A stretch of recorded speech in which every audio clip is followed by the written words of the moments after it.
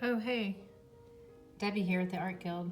It's been pretty quiet at the Guild last couple of days. I've actually had a chance to catch up on some reading, and I was taking a look at this book that Paul left for me, the Penland Book of Woodworking.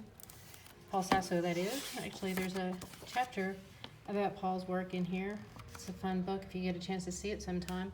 I was curious about it because Paul actually has an exhibit up in our gallery, which I'm just going to take you on a little walkthrough and share this work with you.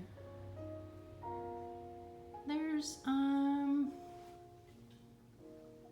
don't know, about a dozen pieces. These pieces represent Paul's work from this century, so from 2000 until the present. One was finished just last year. So I'm going to just do this walkthrough with this little video, and then we'll add some stills so that you can take a closer look, because the details are phenomenal. These works are all painted wood. There is metal leaf in most of them. Some of the pieces are functional. So this is actually a serving piece. There's a stainless steel bowl on the inside. And this piece, a clock that has both a working clock and thermometer, which we've really enjoyed listening to at the Guild. This piece is a mechanical toy.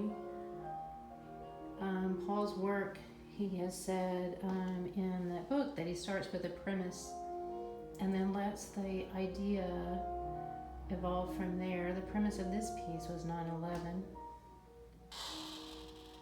Most often there is some kind of social commentary at play here. These are smaller pieces. They're about, 13 inches tall. And then there's one table here in the middle of the room.